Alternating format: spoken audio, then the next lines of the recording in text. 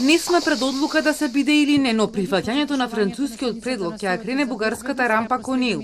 И тоа е една од причините поради кои за шефот на државата Пендаровски е прифатлив. За него, модификуваниот предлог не е ниту историски триумф, ниту историски дебакл.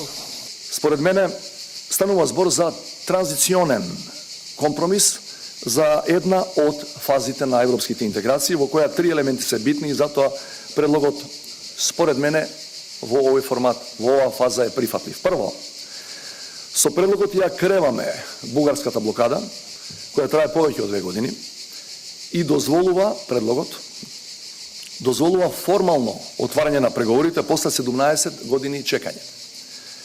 Второ, возможува скрининг процес, што е задолжителна фаза пред преговорите за кластерите порано поглавјата.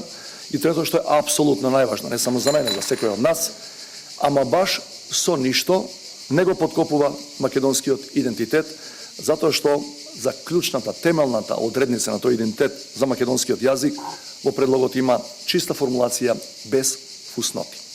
Пендаровски објасни дека терминот транзиционен компромис го избрал затоа што со него се решава една блокада, а тоа е бугарската, но најверојатно ќе има домашна блокада затоа што недостижно е обезбедувањето на двотретинско мнозинство, со кое би се сменил уставот за да се вметнат бугарите во него.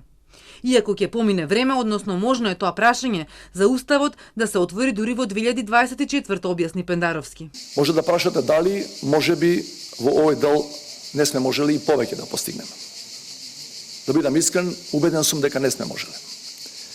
Држава со 1,8 милиони жители, просечна плата од 500 евра, толку може од позиција на кандидат за членство. Не тврдам дека во преговориве за сето време во изминативе 2 години не можело да се добие и нешто поквалитетно во одредени аспекти, но тоа евентуално би биле детали. Не би биле суштина сигурно. Бугарите не коче и досега и тоа без договор, а тоа може да го прават и во иднина, но доколку се прифати предлогот и почнеме преговори, се намалуваат механизмите за чисти национални блокади, смета председателот. Тој му предложил на премиерот и заштитен механизам, со кој во иднина ниту една влада нема да прифати отворање на македонски идентитетски прашања во преговорите. Очекувам заклучоци на влада кои во случај да го прифатат овој предлог би морале да имаат една реченица плюс, и тоа би морало да се повтори и во извештајот на владата до парламентот, дека од денот кој ќе ги отвориме преговорите, до денот кој ќе ги завршиме здравје Боже преговорите, значи после не е битно колку години, ако има евентуално дополнителни накнадни обиди од бугарска или од било чија страна во рамки на тие преговори со Европа, да повторно да се спомнува и да се заговара влез во дискусиите на прашањата наречени и македонски идентитет, македонски јазик, македонски историја, дека во истиот момент не треба да чекаме ни час некој друг да не блокира, туку ние самите треба да се повлечеме од тие преговори.